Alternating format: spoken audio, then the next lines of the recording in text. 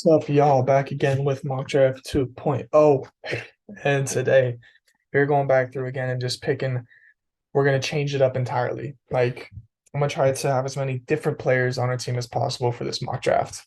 And so you'll see guys just different this time than last time. I may have a couple guys that overlap, but overall, I'm just trying to give you guys different players to look at and think about when we come towards the draft. Maybe familiarize yourself with just different opportunities. And so, for this one, first, we're falling at the board. Will Anderson and Jalen Carter are not on the board for us. And now I think very realistically, this could be a Tyree Wilson pick here. But for us, I'm trying to change it up a little bit. I'm looking at the trade options.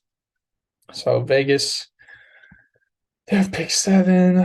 What else do we got? We got Carolina pick 9. I think Carolina pick 9 might be the sweet spot for where value, because we're looking at trying to get best player for value is what I'm ideally wanting. And so I'm going to see kind of what falls to us at 9 if I can get this trade to go through for, say I give them 5, they give us 9, and their second rounder pick 39. I think that'd be a decent haul for us. Off trade, whatever. It's not that important. The details of the trade, you never know how these things work out. Love if we could get more, but I'm just trying to get a reasonable haul here to start with. So I'm going to resume the draft, and now at pick 9, oh, we got some good guys, in my opinion, that I think fit our scheme really well. If I'm being honest, Christian Gonzalez to me is the best scheme fit for us out of these guys here that are available. Quentin Johnston, I think a wide receiver would be cool. I don't really like Quentin Johnston that much. Devon Witherspoon, I think, is the best corner in this draft, but I don't think he fits our scheme as much. And truthfully, this might be controversial, but I think a corner too, that would be like a strong starting caliber corner outside, to replace Mike Jackson. I like Mike Jackson as a depth piece. I think he's a solid role player, but I'd rather get someone else in there, if I'm being honest, that can kind of up the level, make our secondary a super strong strength. We already got a young core there with Tariq Woolen and Kobe Bryant coming in, and we got some veteran leadership with Quandre Diggs, Jamal Adams, and Ryan Neal. I think if you add in a guy like Christian Gonzalez here, like I'm going to, boom, we drafted Christian Gonzalez at number 9. I think that's decent value for him, if I'm being honest. Somewhere between 8 and 12, maybe even 14 if he slides would be kind of where I see him going. But I think that's a great, great, great value for him there, and or a great fit. Value is just solid there. But he's a big physical corner who's also crazy athletic. I mean, dude's like 6'2", 205 or 200, something like that. Also is going to probably run high 4.3s, low 4.4s. Very physical, solid tackler as well. I really like him. I think that'll just really help us get off the field on third down, because I feel like there's a lot of times Michael Jackson was solid, but there's too many times where it was like 3rd and 2, 3rd and 3, 3rd and 5, 3rd and 7, and someone just throws a short route right underneath him because he's standing too far off, and they just move the chains. I think Christian Gonzalez honestly immediately comes and steps up and starts and is a huge, strong contributing player for us and can really change this look of our defense. And here, pick 20. Last time, I think I went Zay Flowers, maybe. Maybe I'm wrong. I don't know. But here, I'm actually going to look entirely different here as well. We got a freak of nature sitting on our hands at pick 20. That is Lucas Van Ness. He's a guy that, I don't know his exact measurables. I want to say he's like 6'4", 6'5", and like 275. Big dude, but super athletic. And then we also got a guy, Kalisha Kennedy, and he's a guy from Pitt that is a little smaller, closer. He said in the combine interview yesterday, actually, as I'm recording this, that he played at about 275, and now he's up to like 280 for the combine and everything like that. So, maybe if he plays in the 275 to 285 range, he's a quick interior lineman that would be more of like a big end for us, I think. But I think he could wreak havoc in the middle. Lucas Van Ness, again, a guy on the edge that could really come in and probably contribute, be a strong rotational guy as we kind of groom him and try to really turn him into a freak, take advantage of all his athletic tools, because he's a lot more raw right now. But right now, I'm gonna take the interior line because I like the edge guys we got in the coming through. We got Nchenu Nwosu, Boye Mafe, Daryl Taylor right now. And I think we got a couple other guys in the draft. I think it's like Tyreek Smith or Tyreek Smith, something like that, that we got in the mid rounds last year. That's coming back healthy this year. I want to give us another year for that to develop, hopefully extend in Nwosu and see what we got going on there. I really need to rebuild this interior D line because we just got nothing going on. So I'm going to get Cansey here. Great pick, I think. And now we come down to pick 37. Deontay Bank has fallen to us here. It's another corner. We don't need corner anymore. We addressed that, but also I don't think he gets to 37 in the real draft. I just think that's unrealistic. Trent Simpson, I'm being honest, would have been a guy I would have loved to take here if he fell. But sadly, that did not happen. Let's see. What guys we got on interior O-line? Luke Weiler. These guys are not in the range that I want to pick them yet. So we're going to see who falls next. But let's go. Again, we're looking at, I'm going to look right back to D-line here. See, wait,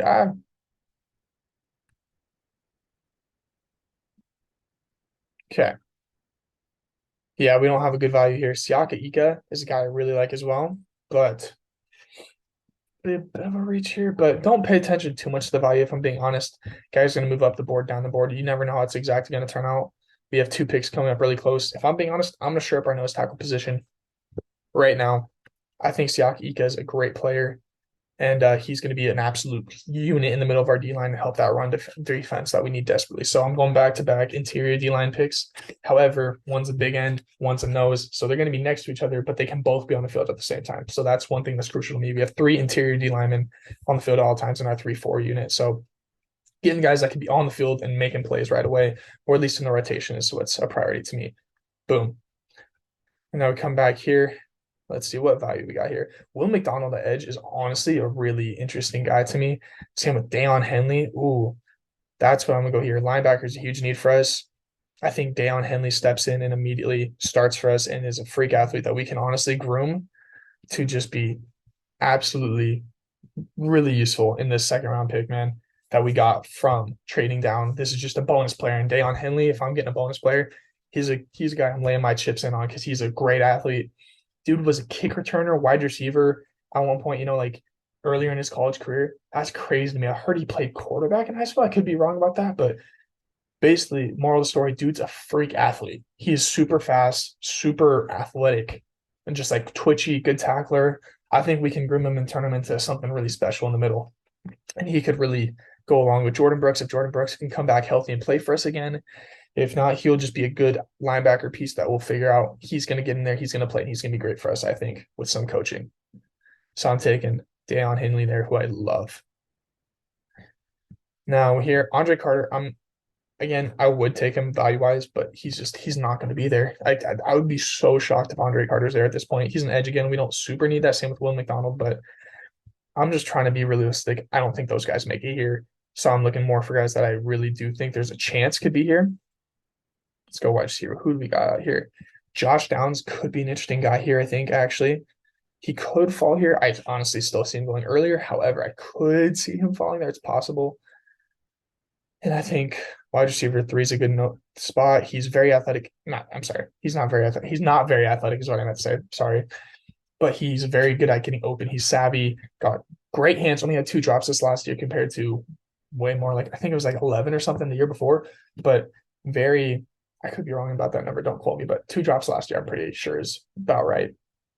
Great hands, can get open, savvy. I think he's going to be a great just third receiver for us. That's what I think we need desperately to just work. This is a guy with a decently high floor, I think, and I desperately want a guy who can just get out there, get open, catch the ball. I think he provides that for us here at this value. So I'm taking him here.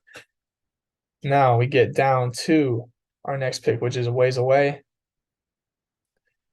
All righty.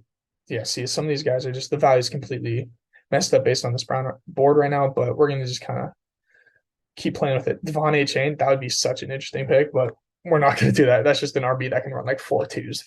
But, oh, sorry, I didn't mean hit trade. I meant to go to the position filter. This is where we're looking interior O-line.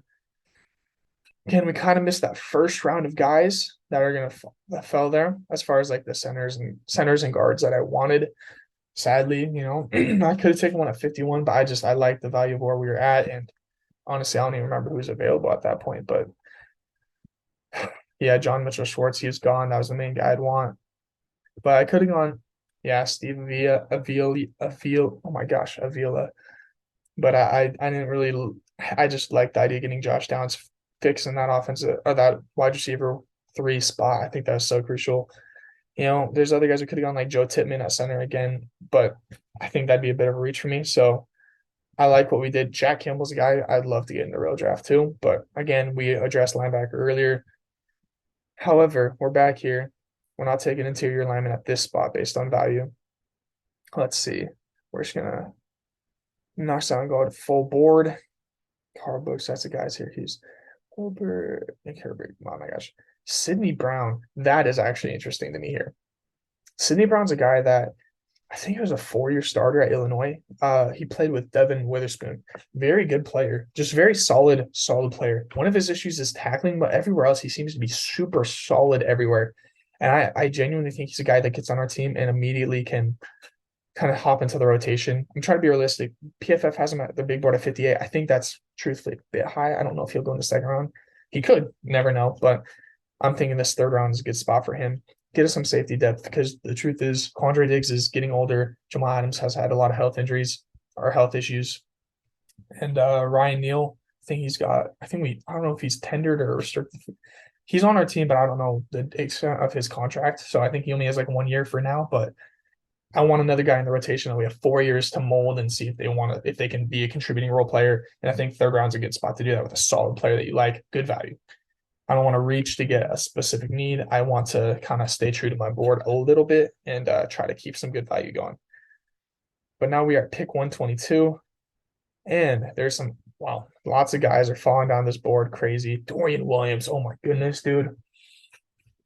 That's him and Ivan Pace are guys that make me want to almost double down on linebacker. But we're gonna see again how the board's falling here. These are spots I don't hate reaching on a little bit. I know on this board, the Michigan center, I'm not even going to try to say his name. I think I'd mess it up, but Chandler Zavala, I love Chandler Zavala. I think he's a very solid starting player right from the jump at guard. But center's also a big need. Juice Scruggs, he falls right in this range too. Here's what I'm actually going to do because our next pick is, if I check 153, hoping Chandler or Juice Scruggs is right there. Chandler Zavala, I don't expect him to be there. And Phil Haynes, we got a 1-year deal with him. Damian Lewis, I think only has 1 year left on his rookie contract, if I'm correct. I'm getting Chandler Zavala, and he's going to be either a depth piece or he's going to compete to start. But I think more realistically, he's probably a backup this year, and then next year we're looking for him to hopefully step in and be able to be a solid starter for us. But once again, then we go back to interior line, and Juice Scruggs has fallen right in our lap at 150, 153. I'm taking our center because he's a guy I trust and thinking is just going to be a solid starter for us.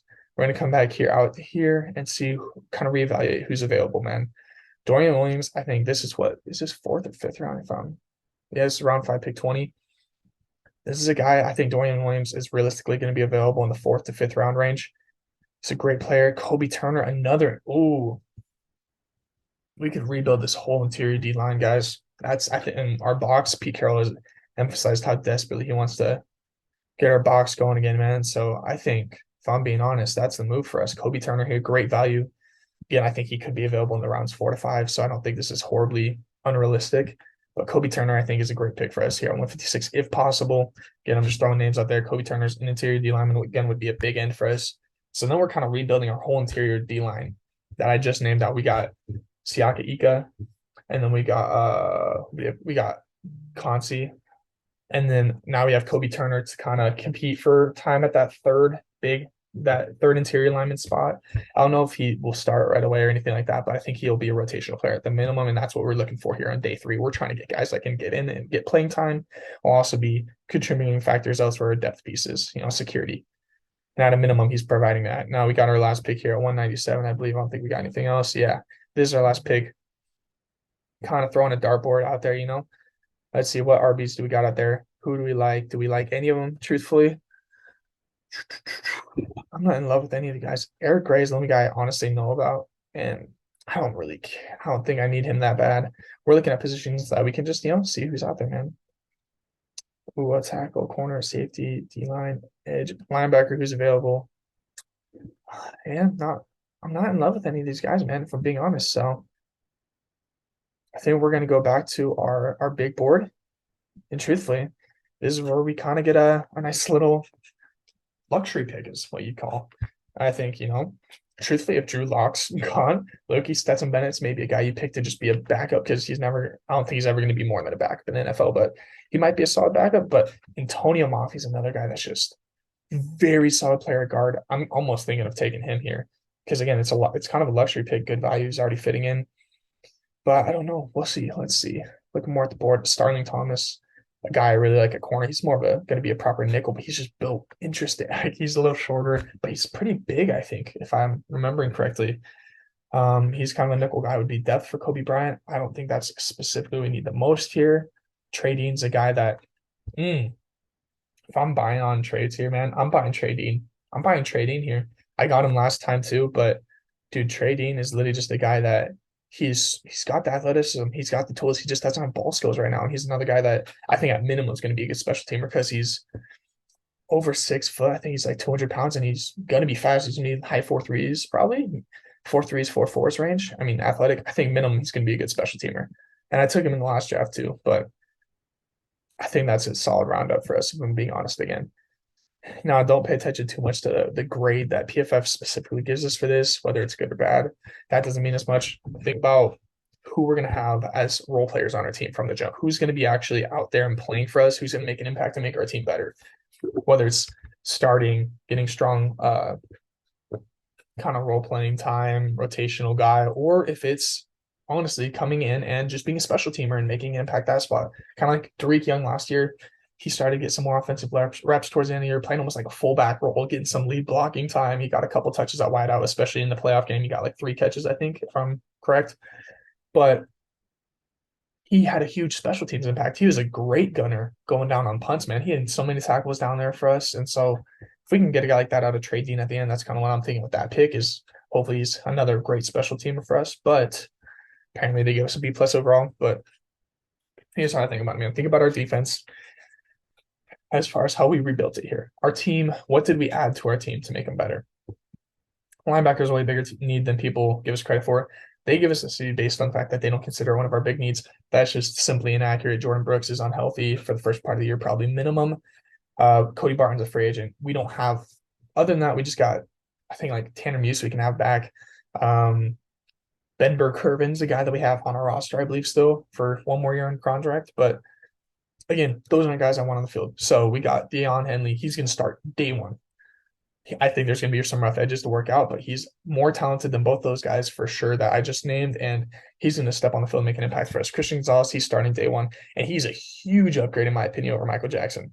I'm not saying he's going to be an all-pro or anything, but he's definitely a Pro Bowl caliber prospect. Not saying that's going to happen this year, but he's going to step on and be an immediate upgrade. Khalid Kansi, dude, great value there.